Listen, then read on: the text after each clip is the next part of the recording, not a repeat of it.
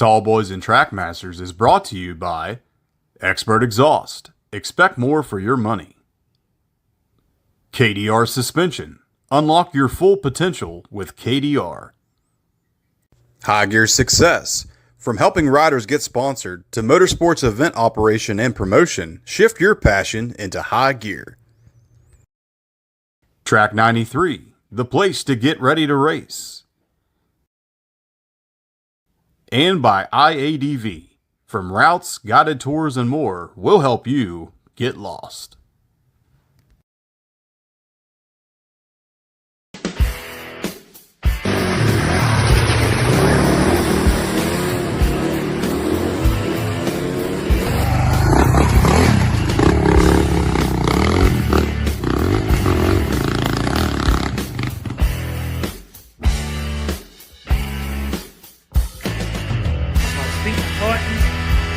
Tremble. I got a little sweaty.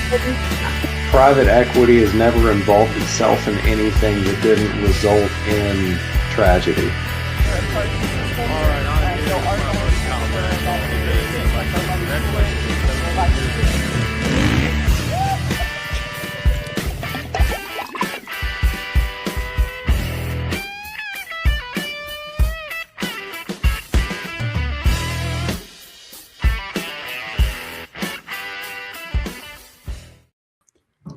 Hello, ladies and gentlemen, and welcome into episode 98 of Tallboys and Trackmasters.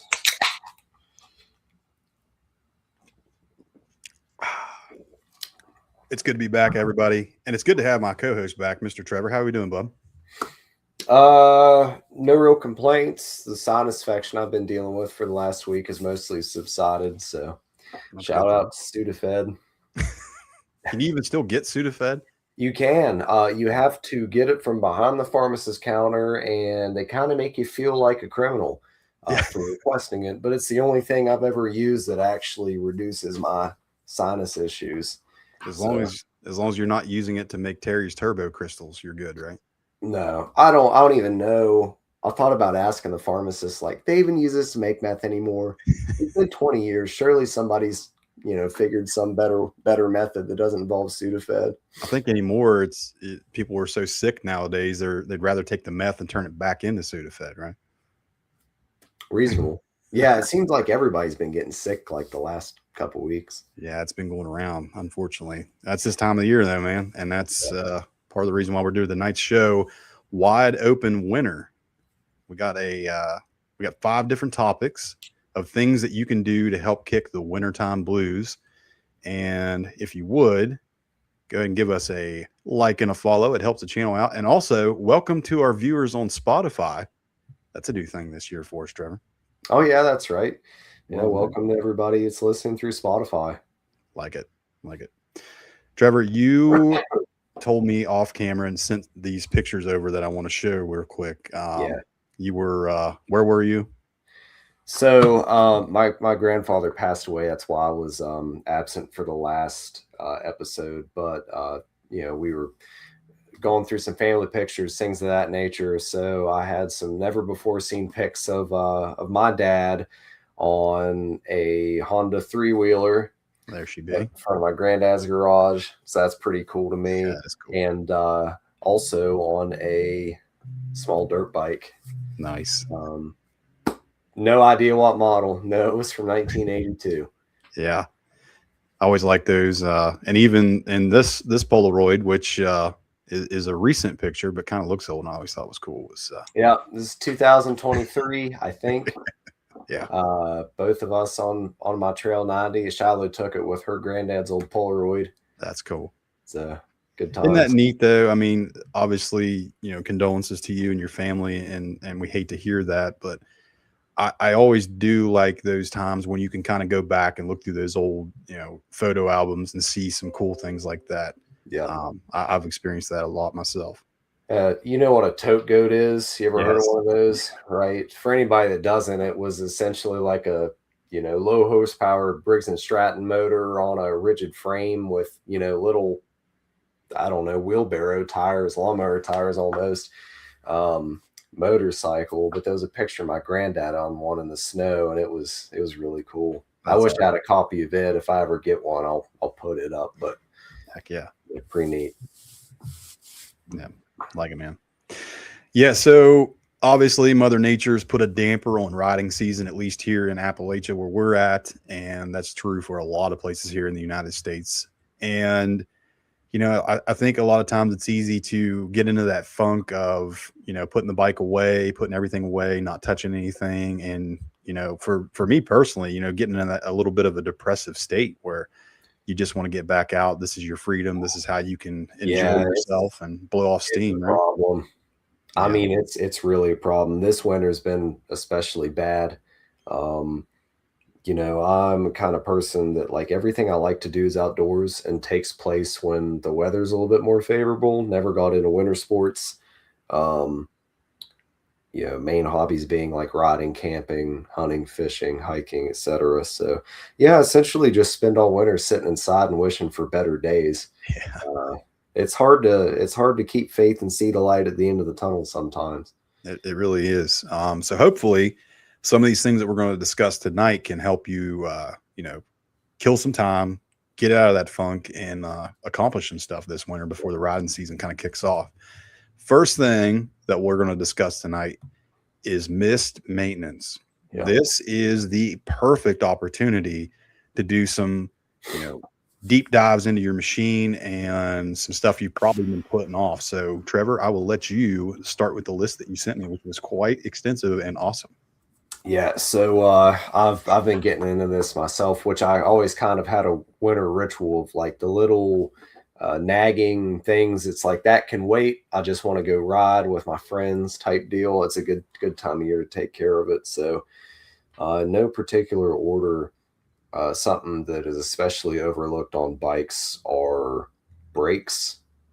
So your fluid, which does draw moisture. Those of you that have hydraulic clutches, same deal. That needs to be changed out. I just did that on my bike. That was the thumbnail for the video, and that apparatus. The guys that have like a pretty heavy loop in your brake line, if you accidentally get air in there somehow, it's really difficult to get it out of there because that little master cylinder can't move enough fluid to dislodge that air bubble. Yeah.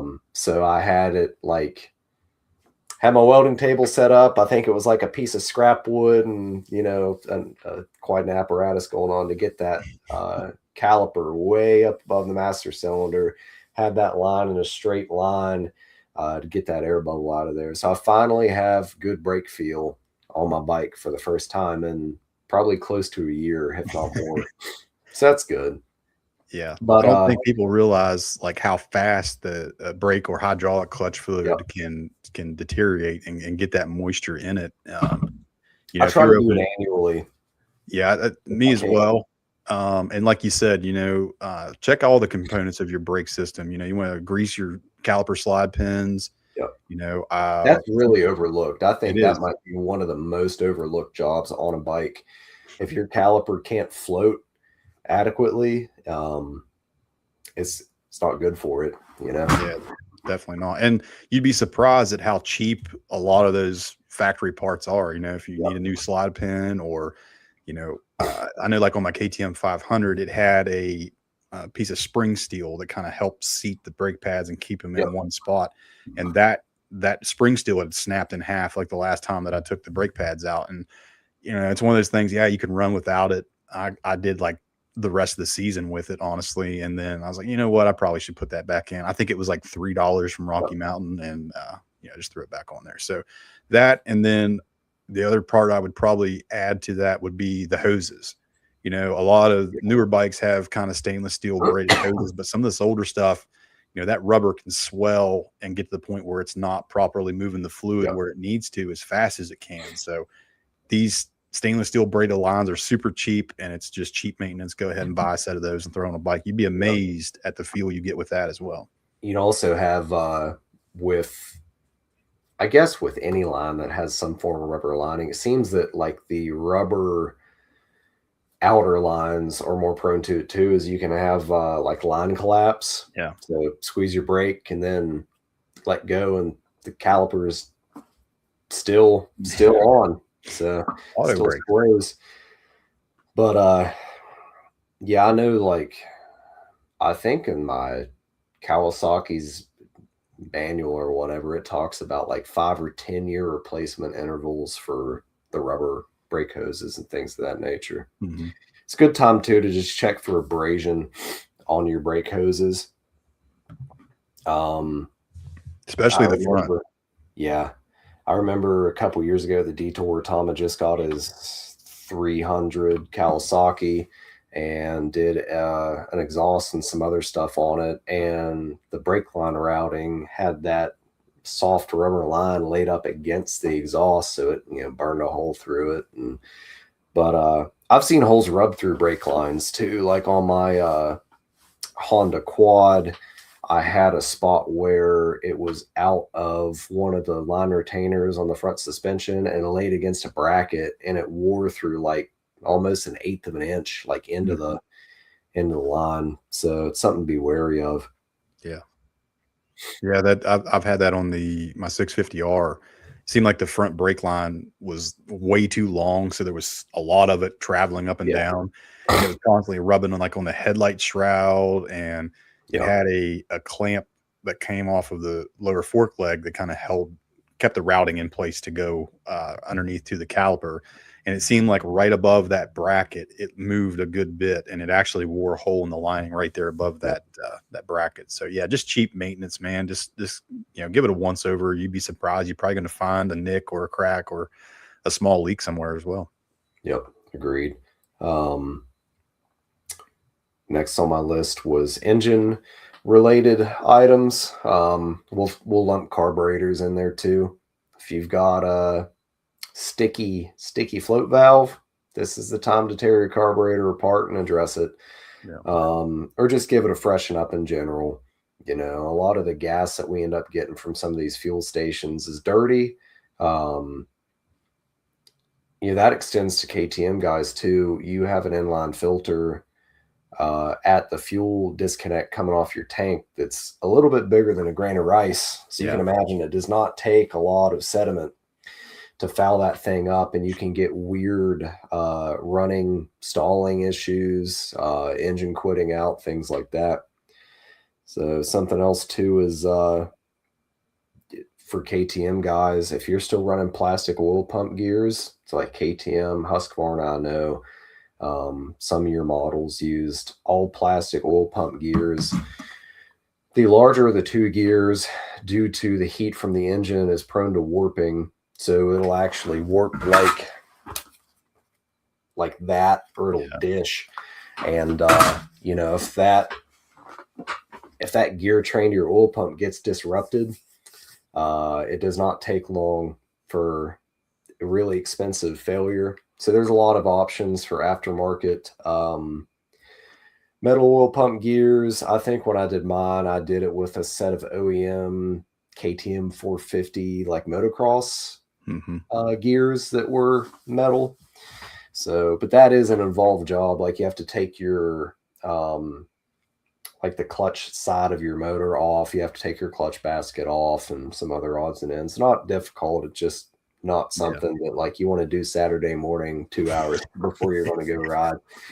Yeah. But and for the KTM guys, that's a good time to replace the rubber dampers inside the clutch basket there. Yes, too. Thank you for reminding me of that. So I had 80 hours on mine, and I'm not crazy on the throttle, and I have a 350, and my clutch dampers were pretty shot. Something I wish I had done then was replace it with Recluse clutch dampers, which are supposedly a little bit higher durometer of rubber and last longer. I just put OEMs back in them because I didn't know that Recluse sold anything but, Recluse clutches. So something else too, engine wise, valve clearance. Yeah. There's different schools of thought. If you don't have any starting issues, cold or hot, then leave your valves alone. There's guys that follow it by the maintenance interval. But either way, if you're planning to do that job preemptively or you have hot starting issues, now is the time to get in there and take care of it. Same with any kind of internal engine stuff like timing chain, you know, now's a good time. Yeah. Forks, of course, everybody's had a leaky fork seal at some point. Is a good time to address that. Change your fluid, even if your fork seals and everything are good. Now is a good time to drain and swap out your fluid, because I've seen some videos of some pretty disgusting fork oil coming out of stuff. Our buddy Colby at KDR's put some stuff up here recently where it's like, wow, that looks like grease. Don't even look like fluid anymore. Your fork internals are pretty sensitive to lack of lubrication. So absolutely. Also checking your actual chrome fork legs for nicks and things like that. You can hit them with a little bit of really high grit emery paper, just so you don't have like a sharp edge nick that's going to actively cut your seal as it slides in and out. I was always told like anything you can feel with your fingernail is going to ruin your fork seal. I can't remember how many thou allegedly you can feel with a fingernail. It's like 1 or 2 or something like that, because a Post-it note's like 3 to 4 thou thick. So that makes sense. Certain CH measurement we like to use sometimes. Yeah. Yeah. Probably a blonde one, not a Mediterranean. Drive system maintenance. So your chain, your sprockets, you know, I've seen no shortage of guys with fish hooked front sprockets. I've been one. You know, you see guys with rear sprockets that are pretty haggard, or it's just a good time to take care of it, because ideally that's chain and sprockets that's going to last you for a riding season. So you can start the year with confidence that you're not going to be that guy that has chain and sprocket issues in the middle of the trail. And for KTM guys, while you've already got that off, if you've got, you know, some hours on your bike, is do the countershaft seal. Yeah, that's a good point. Yep.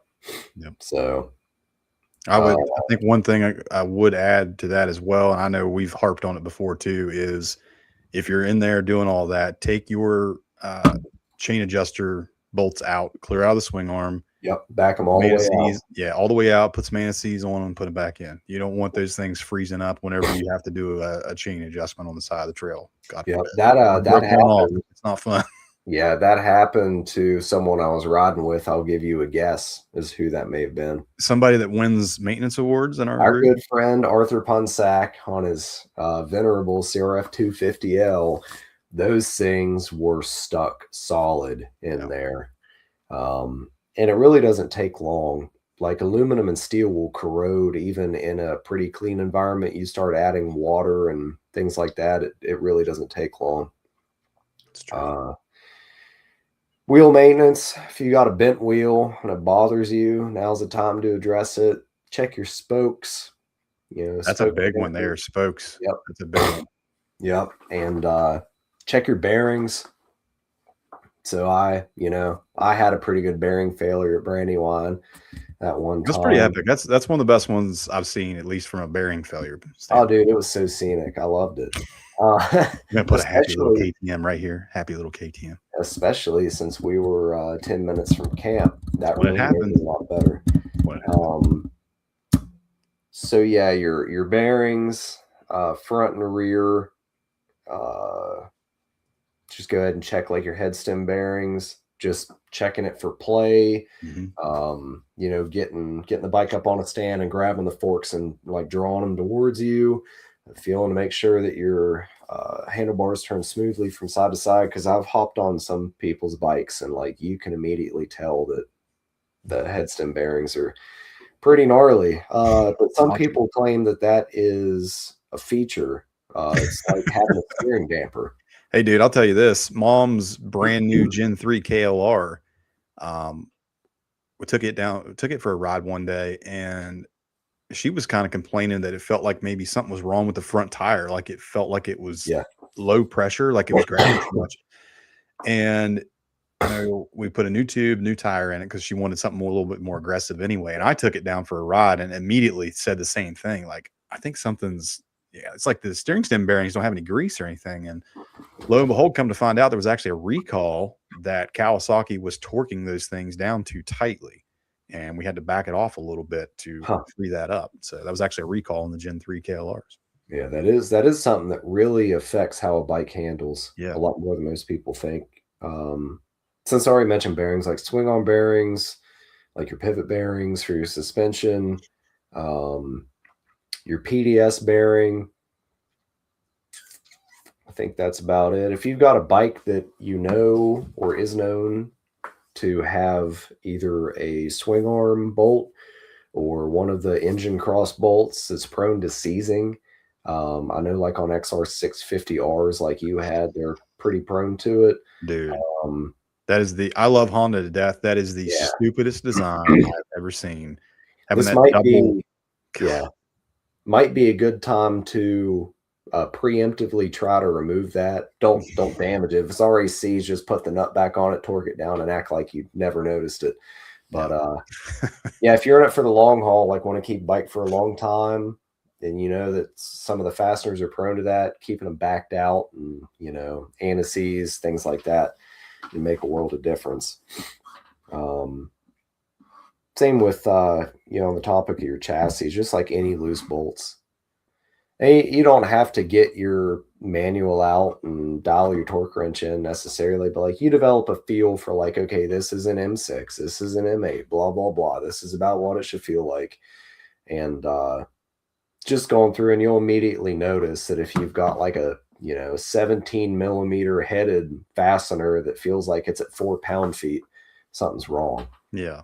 You know, but stuff has a habit of rattling loose, especially guys that run bikes that aren't balanced very well, like the engine. So, and last on my list was electrical. So I'm a big fan of, if you don't have a heated garage, get your battery on a float charger. So what I do now is I take my battery off the bike. I take the batteries off all my bikes, take them to the basement that stays about 65 degrees, and just swap a float charger around to them like once a month or something like that, because let's face it, batteries are really expensive now. They are. I think my battery tender was like $20. Yeah, it's cheap insurance, man. Yeah, I agree. Help you out. And you know, I've seen guys talk about reviving like a lead acid battery. It's pretty difficult to do that to lithium.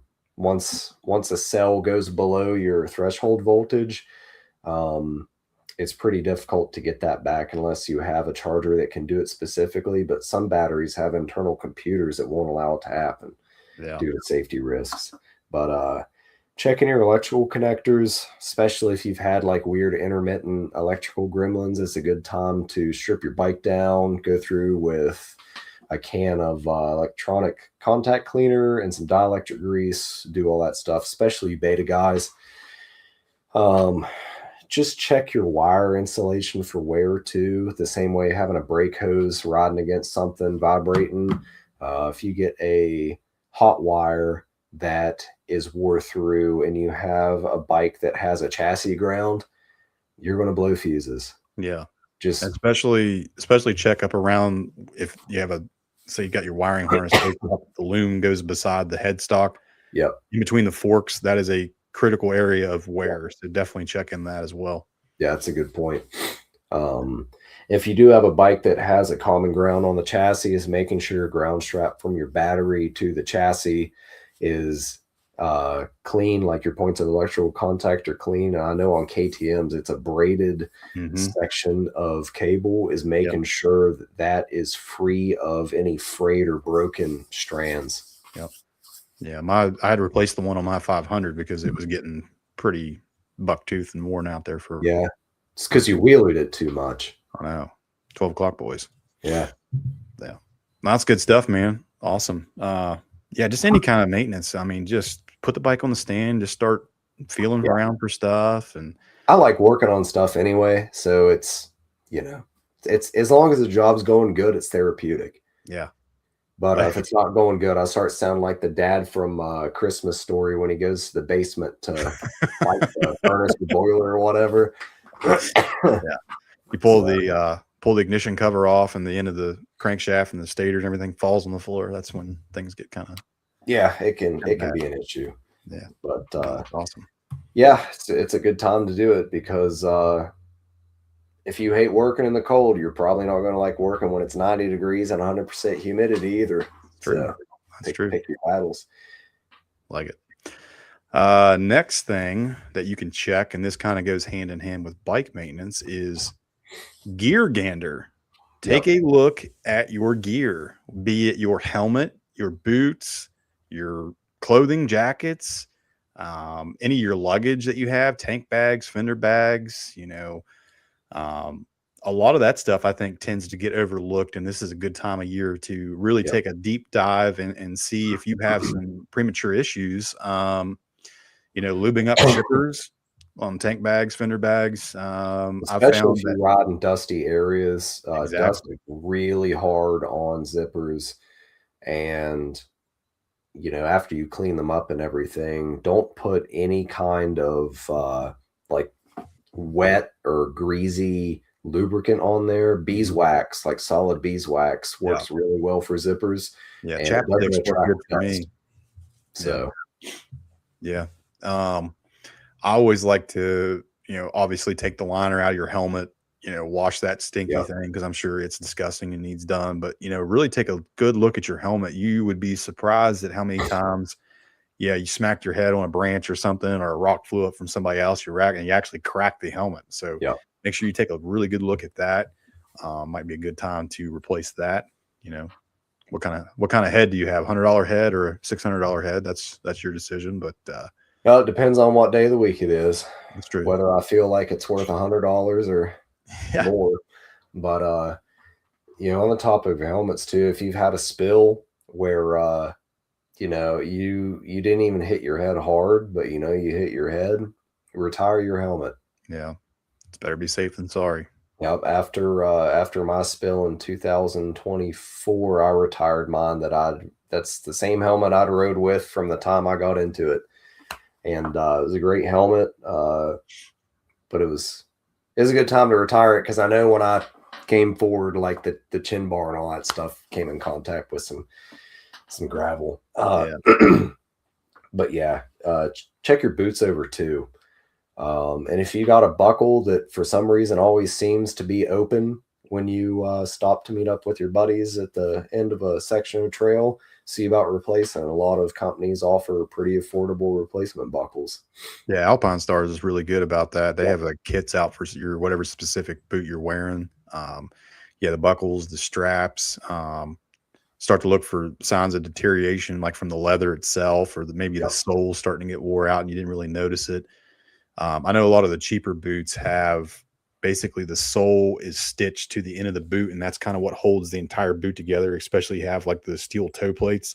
Yeah. A lot of times those screws will back out. There's kits out there for those to put replacement screws in and get that fixed before it becomes something we got to buy an entirely new pair of boots.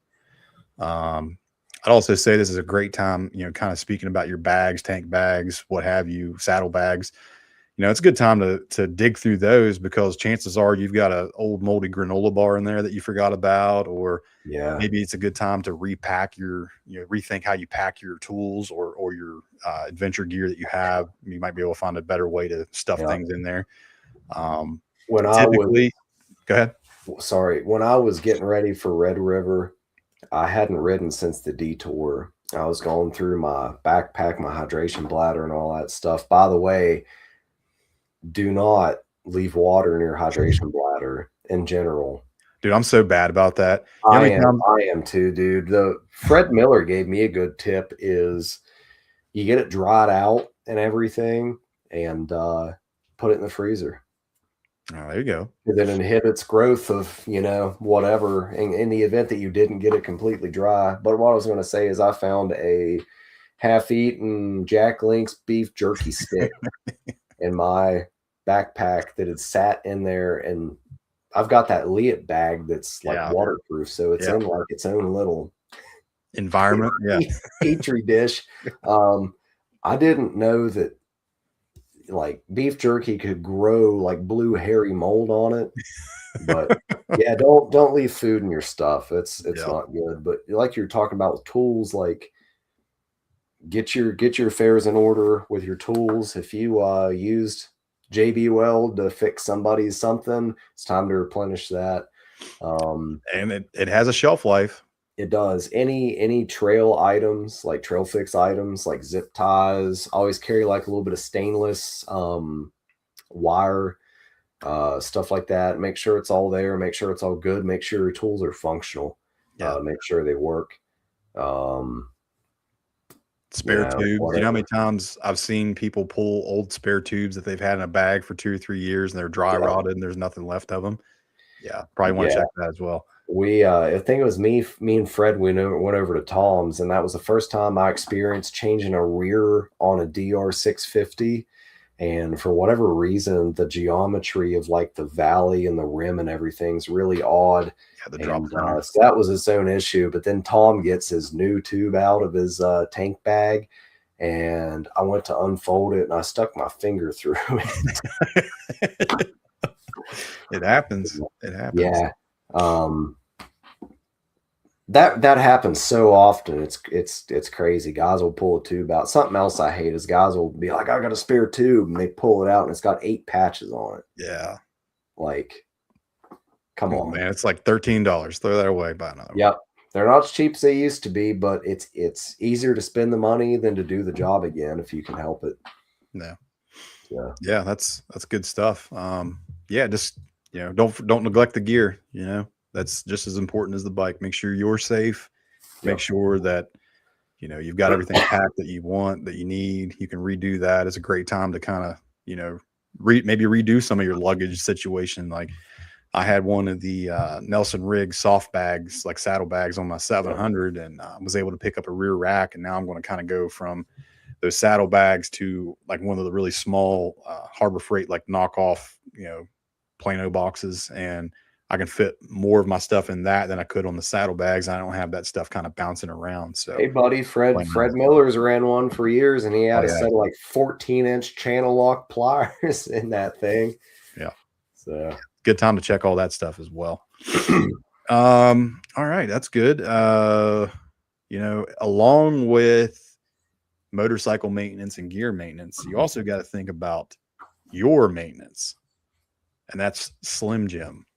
This time of year, it's easy, especially if you're in that kind of down, distrodden state like this weather likes to put us on. It's easy to pack on the pounds and get yourself not in the best physical condition anymore. You might find yourself when you come in springtime that your suspension's bottomed out. We got to set the preload up a little bit more. It's just so easy to add, 5 pounds in the blink of an eye, especially this time of year with Thanksgiving and Christmas and New Year's, what have you. Get yourself, get your body right, get your mind right, get out, try to stay active, do some walking. I know like cardio is a big thing. It's kind of hard to do this time of year because it's just so cold outside, but cardio is perishable too. It is, like really perishable. Same with, maintaining your muscle and all that stuff, makes a huge difference. That goes away pretty quick if you're sedentary. Right. So I always saw in both like enduro riding and it seemed backpacking worlds would be guys that could visibly lose like 75 pounds, sweating about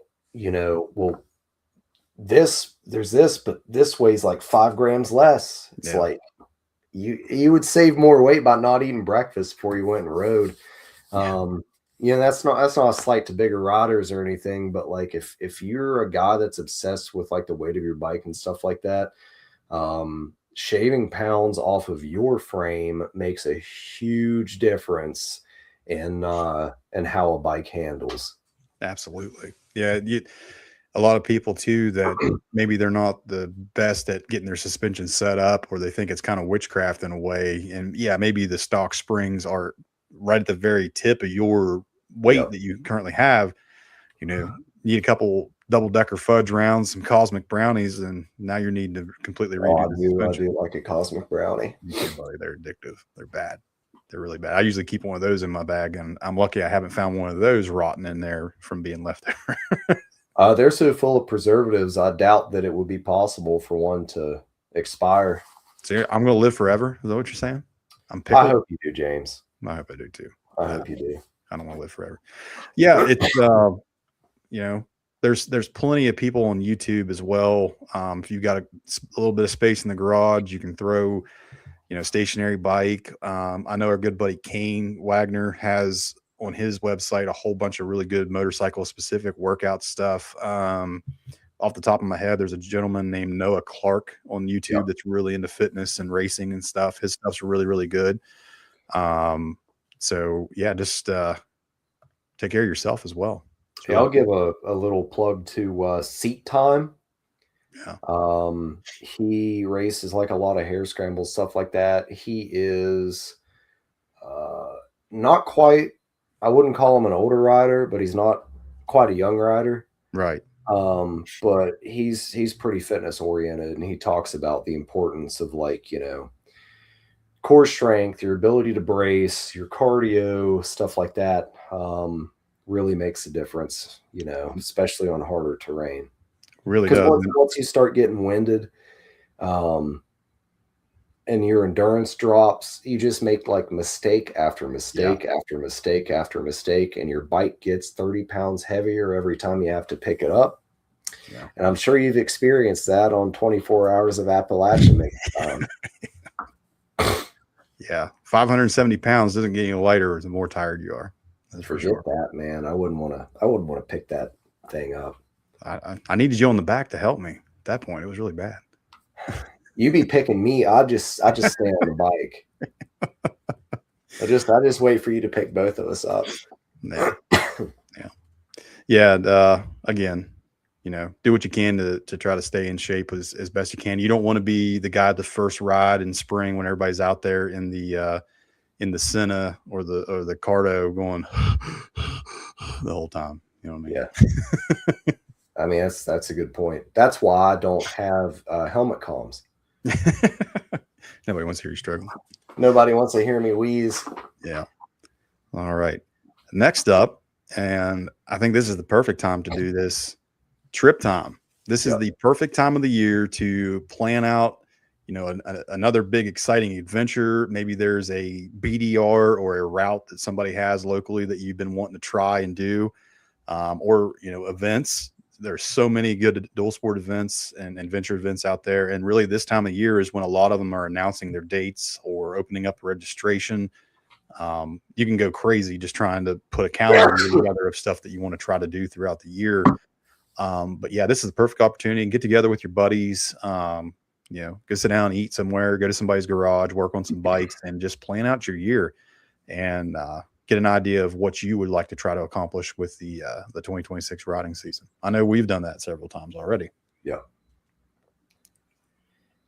Yeah. Also a good idea to plan out not just ride events, but specific areas you'd like to go explore more of. They're either local to you or a ways away. It's a good time to start making plans. Get on the WVGIS, mapping and DOH mapping and all that stuff, and start poking around. Yeah, do some exploration on there. Yeah, Gaia, any of these apps that you can do. It's one of the best ways to do it. Join some groups on Facebook, especially if you're looking at a new riding area. Chances are there's a group or a collection of people that are familiar with that area. And I love it, man. I'll sit down there for hours and just explore the old county road maps or, look for new and exciting routes, the cat or the goat. There's so many. Isn't that neat? That's one of my favorite parts about this is all of these awesome routes. They have such a cool name that it's burned into your memory where you're not going to forget about it. But something else, you mentioned Facebook groups. This is a great time to start lowballing people on Marketplace. Oh yeah, do that. Absolutely. Bikes that are sitting around during winter aren't likely to sell. And if somebody needs to have it gone, there's a good chance of somebody coming down on price, with your negotiations. You got to get 7 of your buddies together and everybody lowball the crap out of the bike that you want. You just make the person feel so bad for asking what they want that they think that they've over exaggerated what it should be worth. And then that's when one guy could swoop in and get it. It's pretty likely that they've over exaggerated what it should be worth. Typically. I poked around like, a bike from 1987 that wasn't of any account for like being a collectible, or it wasn't rare. It's probably not worth like $5,000. Yeah. A lot of guys think that you're at Meekum or Barrett Jackson auction with your old. Just because it's old doesn't mean it's desirable. Very true. Very true. So, all right. And last and not least is content crunch. I think that kind of goes with what we just talked about. This is a perfect time to sit down and watch a podcast, listen to a podcast. We're kind of spoiled for choice in this area with us, and Drew at Moto Adventurer, Heather with Momentum, Kane with Appalachian ADV, so many other ones. Perfect time. A lot of YouTube content creators got some new, exciting, cool stuff out there. A lot of times while I'm doing all these other things that we've talked about tonight, I'll just have that in for background, listening to different people talk and explore this space. And it's a perfect time to do that as well. Another thing, I'm guilty about this. If you got buddies that ride with GoPros and they don't typically seem to ever put the footage back out, it's a perfect time to sit down and do some video editing and put that stuff out there as well. That's a good point. Yeah. All right. I think that's going to bring us to, we're going to switch this up just a little bit tonight because we may have a special guest here shortly to talk about something very, very exciting and interesting. But we're going to start with a little Had to Layer Down. And I'll tell you what, it is a good one. Can you run into some clippings? Did Barb take the kids? Well, Hoss, maybe you had to lay her down.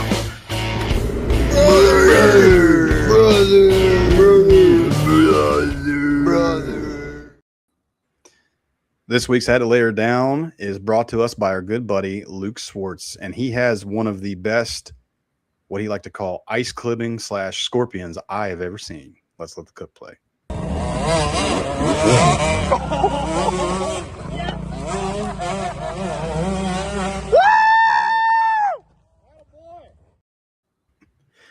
Thanks, Luke. We appreciate that. Trevor, you still there? James, can you hear me? We can hear you, but your video feed is cut out. So all right, let's see what we can do with this. We'll roll with that there. But yeah, Luke's come into the fray with us recently, and that was making rounds on Facebook pretty extensively. So that was very interesting to see. Always like that. All right. Hey, there you are. You're back. We got you. So I don't know. I have a separate webcam, and I don't know if it overheated or what the deal with it is. Yeah, we'll just roll with it, buddy. We can still hear you. But anyway. All right. Last and certainly not least, we got a little bit of industry news.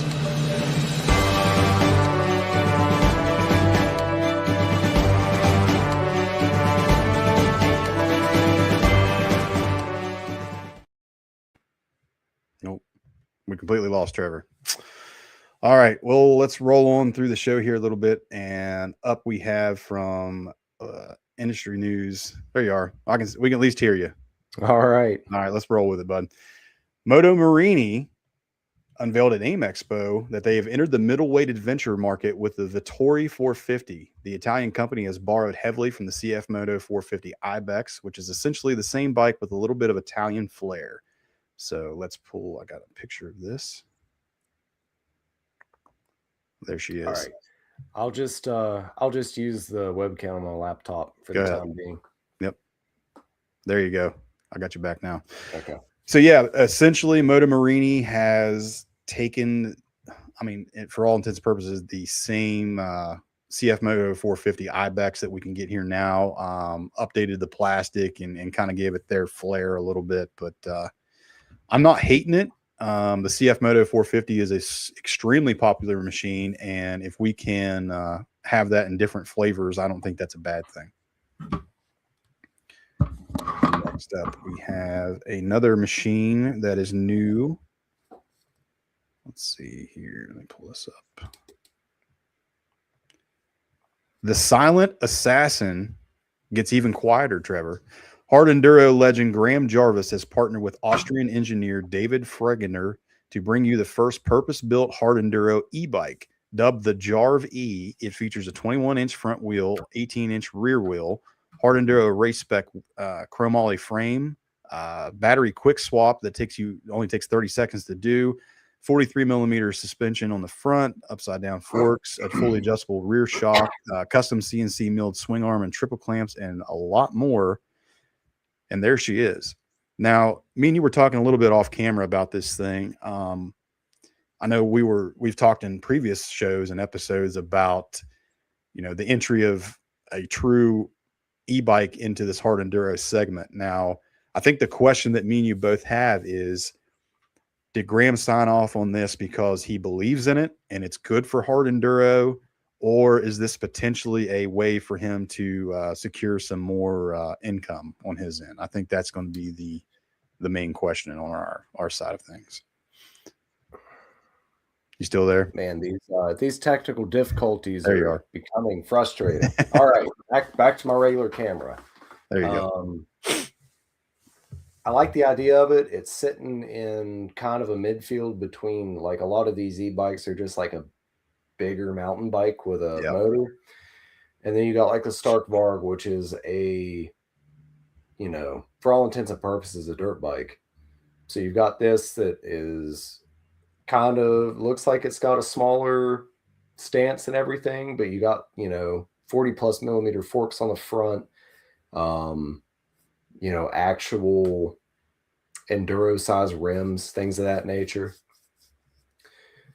I mean, I don't have any reason to necessarily believe that he's slapping his name on something and trying to get it to sell.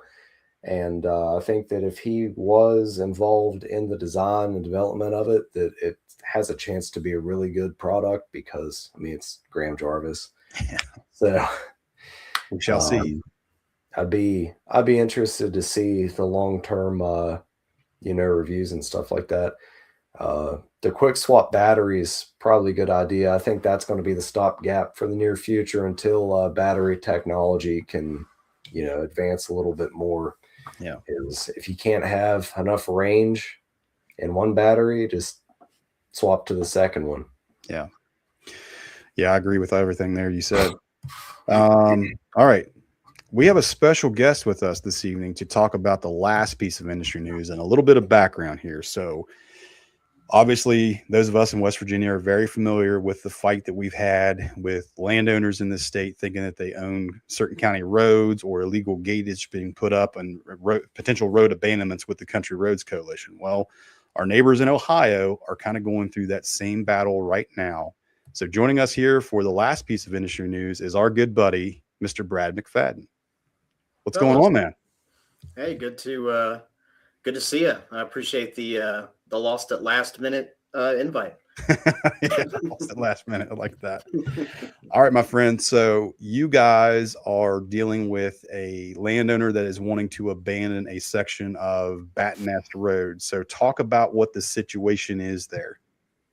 Yeah. So the road has been open since the 1800s, and from what I understand, the property's been in the same family for generations.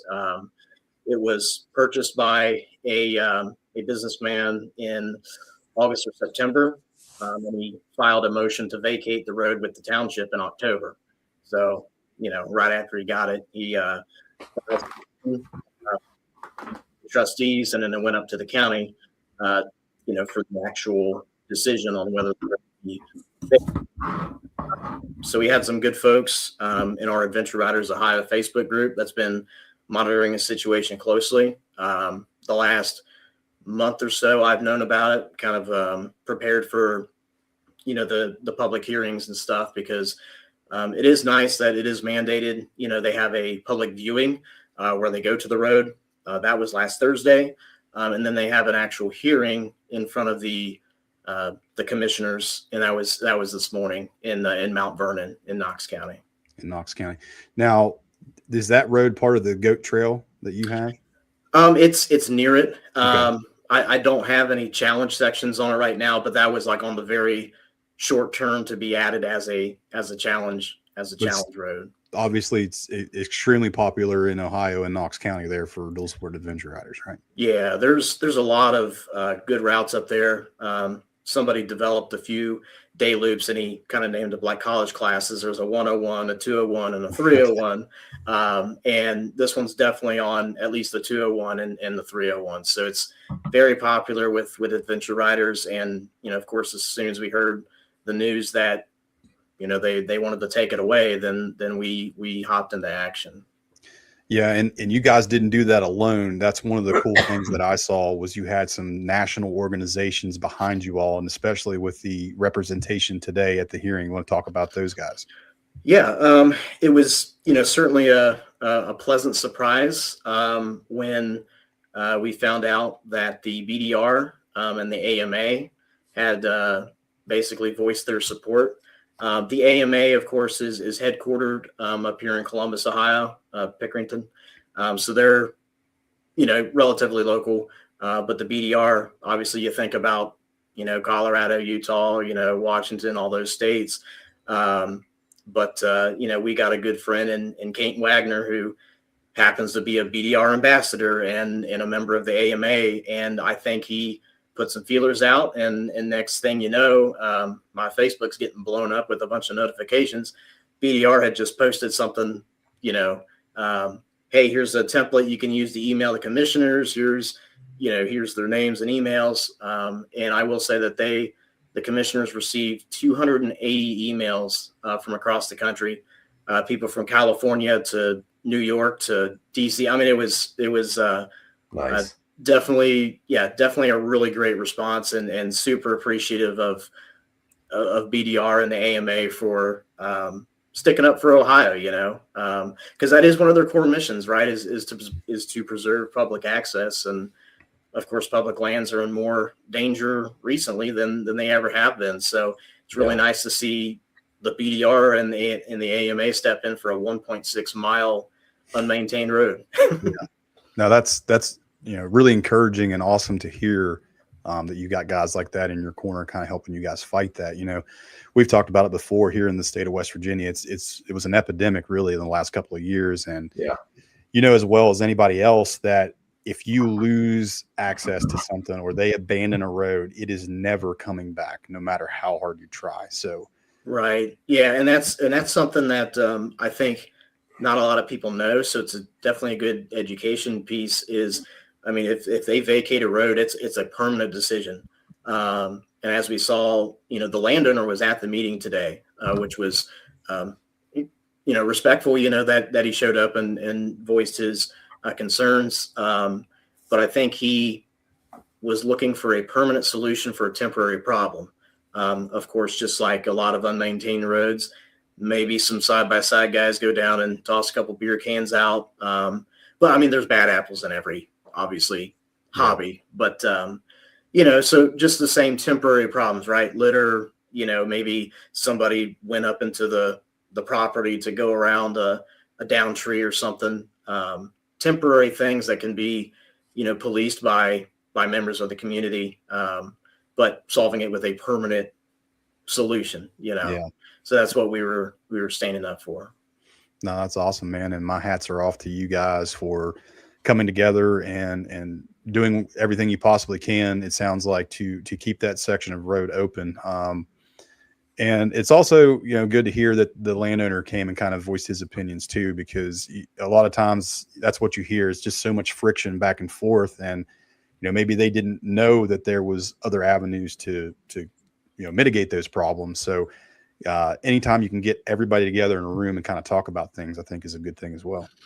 Right. Yeah. And that's something I think with the response that the commissioner saw from, near and far, with the AMA and BDR support, they probably had no idea that, adventure tourism and travel and riding in general is such a popular thing. It is the only growing motorcycle segment, is adventure and dual sport. So to see all that, response, come together. I think it was definitely a learning thing for them too. Like, wow, we have a lot of people who visit our county and buy fuel in our towns and eat lunch at the sandwich shop and camp at the state parks. But definitely a learning thing for me too, because I think really it's just getting the message out. And what I've always been so inspired with West Virginia, of course, is the Country Roads Coalition, and being able to lobby your elected officials to say, hey, look, this is a very important thing that we're doing. Access is the critical, aspect of what we do. So that's, I think the learning thing with this is I need to call my congressman or something, and get a buddy in the state house. Yeah, that's a key thing. And you'd be surprised at how many times your elected officials in your county, your area, your district have no idea of any of those impacts. I know that we've been fortunate to, make good friends with Senator Mark Maynard. Mike DeVault, who was our county rep, actually just stepped down, which is pretty unfortunate because he was in our corner. So it'd be interesting to see who they replace him with. But hopefully we can establish a good relationship with him as well. But yeah, I always did find it funny that, just from the outside looking in, a lot of these commissioners or people that are elected, as soon as they start hearing about the funds that come into their district from these types of organizations or these hobbies, it kind of changes their tune pretty quickly. Right. And, one of our core members of the big Facebook group, Adventure Riders Ohio, just passed 10,000 members. So I can tell you how big the thing's growing. But she actually put together a survey about a month ago and put it out. We had 249 people respond, just talking about how many times they visited, how much, money they spend. And, really the way to sway these people is just like, if you work for a corporation, like the boss just wants to see numbers, right? The commissioners just want to see numbers. An estimated $256,000 was spent in Knox County in the last year on gas, lodging, bike parts, things. That's a lot of KTMs for $250,000. Most definitely. So but that data-driven stuff, that's what they're looking for. Yeah, absolutely. So overall, how did you feel that the meeting went? I thought it went better than expected. I'll admit when the news first broke, my thought was, well, they're just putting this on as a formality. They've already made up their minds. But once the BDR and AMA got involved, we had 20 to 30 people there, voicing our opposition. The only person that was for it was the landowner that was there. Right. But I am a lot more optimistic today than I was, say, on Wednesday of last week, and that's the day before the BDR made their vote. I think the commissioners were very receptive to our thoughts. Of course, in a meeting like that, you only have 3 minutes, so to speak. I was in my truck with a stopwatch reading my little statement, but everybody was respectful. I think they really saw how much of an asset this road is, because really roads like that are just part of a larger network of unmaintained roads and across the state, and you sever a link in that chain and maybe future endeavors won't happen because you've taken that link away. So I feel a lot better after today. I believe a decision will be made within the week. They have to think about it, and obviously today was just a hearing for them to get the public's opinions and stuff. But I'm optimistic, so we'll see. That's good to hear, and we'll continue to keep pulling for you guys, and hopefully a good decision is made quickly, and we don't lose Bat Nest Road. It sounds like a fun one. I'm gonna have to make my way up there soon. Yeah, there's a couple roads right there, Bat Nest and Stone Quarry, and if you're on like Onyx and stuff like that, they're listed on there, and it's funny. It's just kind of the area. It's like Amish country up here in Ohio, and it's all like rolling hills. And most of the township roads are just nice, smooth gravel. You can rip on them. But then there's a road like Bat Nest where it kind of throws, it's unexpected, and Stone Quarry will definitely get the best of you, at times. But they're a lot of fun for sure. Awesome. We did get one comment here while we were talking about this, and that's from Tyler O'Neill. He says the gravel cycling community was interested in keeping it open. Also, could be a good team up with the roads are in jeopardy later on. I definitely saw gravel cyclists at Blackwater. Yeah, that's a great point. You would be so surprised at how many different groups that you wouldn't think about also want this land usage to pass as well. I know that was a big thing for us in West Virginia and building the CRC was you had some great voices from all these different groups, but everybody was kind of doing their own thing, and bringing that under one umbrella and having one voice heard made that voice even louder, I feel. Right. And Tyler, hats off to Tyler, because not only was he at the hearing today, but he was also at the viewing on Thursday and walked the road with the commissioners. But yeah, he makes an excellent point. There was someone from the Ohio Gravel Grinders, the big gravel bike community, and there's a huge race up there. The Black Fork Gravel Grinder every year brings data-driven thousands of dollars into Knox County every year, and even Pelotonia, the big cycling event, now has a gravel series. They don't hold it in Knox County, but people train for it in Knox County and certainly buy food and things like that. But yeah, I mean, united we stand. We definitely want the communities to come together, and that's what Lost at Last is. I'm not shoehorned into one thing. I mean, sure, I'll ride motorcycles over anything else, of course, but it's not a motorcycles only thing. So I mean, the more people we can get to advocate for public access, the better, for sure. Awesome, man. That's fantastic. Like we said, we were pulling for you guys. Hopefully we get some good news here shortly. Anybody you want to thank in this endeavor? Really just all the people who supported us along the way. Obviously you guys made some posts about it, so definitely appreciate that and getting the word out. But a couple key people, of course, Laura McCartney, like I said, a core member of Adventure Riders Ohio. She's, definitely such a great thing for the community. And there's a guy, Bob Davis, at the AMA. He's the grassroots manager. He's been kind of spearheading the AMA's efforts and gave me a lot of good information.